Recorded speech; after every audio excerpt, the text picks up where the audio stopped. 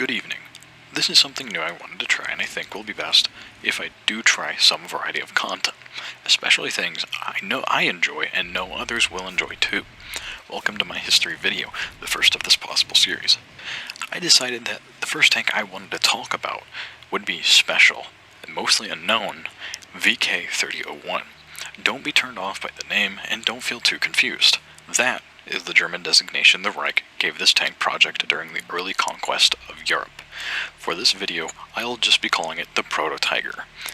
This tank started life as a request by the government to its makers, Heeres Waffenamt, to continue and expand the ongoing heavy tank project.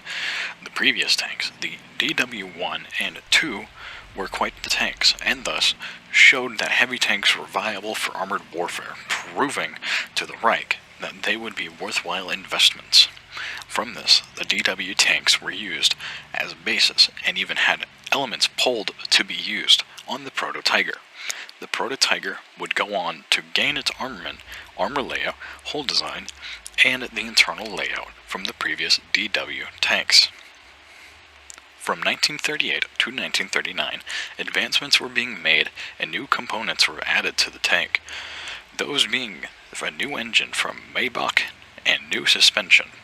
The tank was given the weight restriction of 30 tons, and because of this, the main frontal armor was only given 50 millimeters, and the other components left a drastic weight restriction on the gun.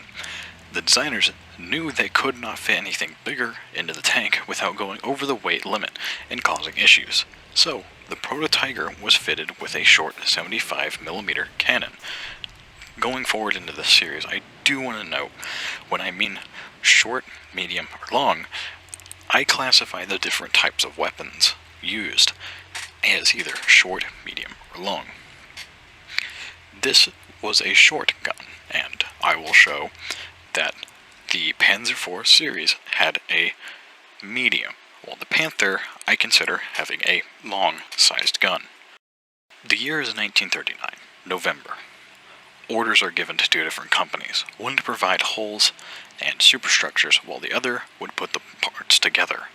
Krupp, a notable company during World War II, were designated to make what was called old construction, and provide only one of that type, while they would then provide three other hulls that were called new construction. You may wonder what I'm saying. What are the differences between old and new? Well, the old construction was based on the DW series heavy tanks, which were multi-part construction, while the new construction used one-part hull construction. Henschel, another notable company, only has a small footnote in the history of this tank, having the role of putting the parts together and giving them to the shipping department. The hulls and superstructures were scheduled to be completed and ready in April of 1940, where they are then shipped to Kummersdorf for the armor penetration trials. The production of the hull got delayed and caused the old construction hulls not to be completed until September of 1940, and finally delivered in the same month. The hull would undergo lots of testing with a 37mm anti-tank gun. It was able to withstand this gun. Once it was tested at shorter ranges, it's noted that the round would completely defeat the frontal 50mm armor. Now let's take it back here. Going back a few months in the timeline, Krupp would receive an order to produce more components.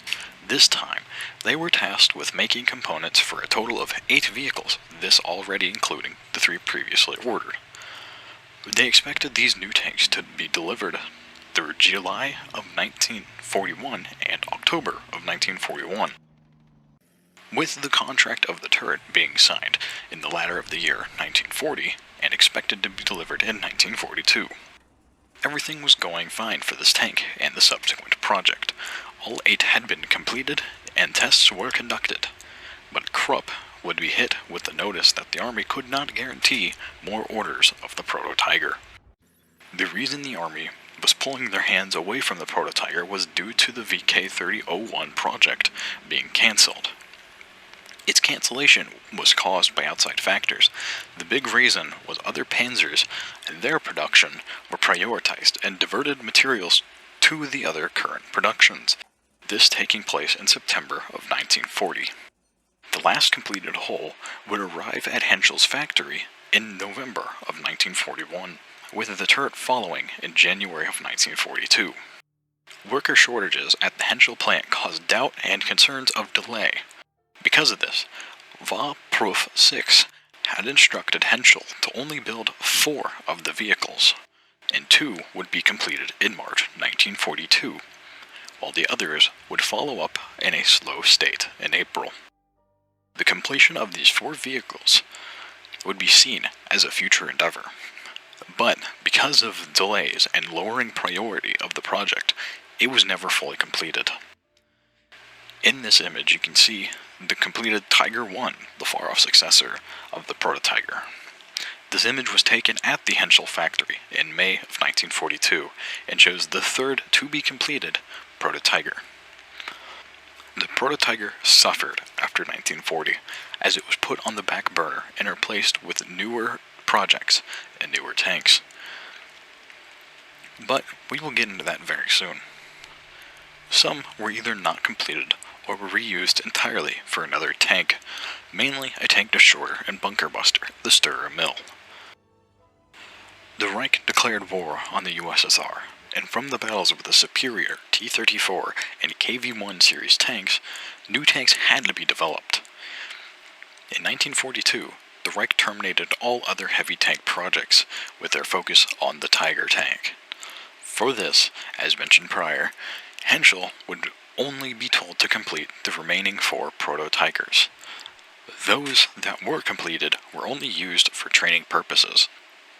The other 4 would go on to be reused or repurposed into something that was needed by the Wehrmacht, so the specifics of modification and testing purposes are varied. As a result of being shelved, any complete Proto-Tiger did not see combat. On the technical side of things, many components did see combat, but not on the Proto-Tiger. Some completed turrets would see use outside of their intended roles. Germany would find that the static defenses, known as panzer bunkers, would work well as a quick and easy way of reusing tank turrets. It was generally cheaper to build these types of defenses rather than make entirely new bunkers and entirely new guns. However, 4 turrets were modified for this role, with better depression and elevation given to them by Krupp for the role. Another couple of turrets were used as emplacements at the Siegfried Line, the defensive wall famously seen with the Dragon's Teeth defense stretching from the Swiss border to the English Channel. Another few were also used at the Normandy beaches. It is unclear if any of these turrets did see fighting at either position of defense, though it is not out of the realm of possibility that shells were fired at the enemy. 2 of the turrets used for the static defense were captured intact by the Allies during the invasion of mainland Europe. The turret shown was one that was used at the Atlantic Wall defense, and captured shortly after the landings at Normandy. The true fate of the remaining VK-3001s were a mixed bag, as they were stored somewhere within the German borders, and a few were captured by the Allies. None exist in preservation as complete tanks, as they were more than likely brought to Allied countries for armor testing and tank testing, scrapped in these Allied nations that they were brought to, or destroyed in Germany. Some sources state that one Proto-Tiger hull was seen at the Sennelager Ranges in Germany. This photograph shows a destroyed hull in the 1980s, with Captain Harris and RSM Lou Godfrey. The armor was not seen as a good advancement, as it was shown to have issues during penetration trials. Little is known of the tank to also say whether it had mechanical issues or not, like many other German tanks would be known for. The Panzer IV-G had entered production in 1942 and had similar armor on the frontal plate. There was also additional armor added to the frontal plate, making it even better than the previous 50mm by increasing it upwards of 90mm, depending on the additions. As shown in the images, it could either be welded or bolted on frontal plates, or track armor. The only win the Proto-Tiger could grab was the fact it had better side armor and rear armor.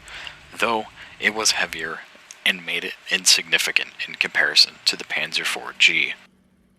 While the Proto-Tiger used a 75mm, the Panzer IV-G's is a lot better due to the barrel's length, giving it a farther reach, better penetration statistic, and more accuracy. This rounds into the fact of what I was talking earlier of the short and medium barrels. I decided, this being my first attempt at a video essay about a subject I adore, I skipped out on a lot of information, like the specifics of the hull, armament, and turret.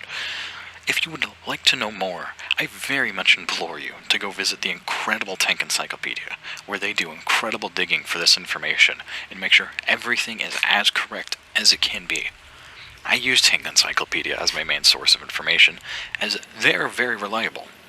I thank you if you have listened this far, and if you enjoy this, please like and subscribe. Hell, even a comment about what I did right or wrong helps me learn, and will help my channel go a long way.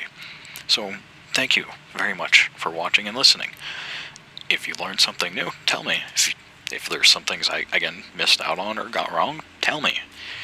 I'm still learning, and frankly, history is something I love learning about. Thank you so much.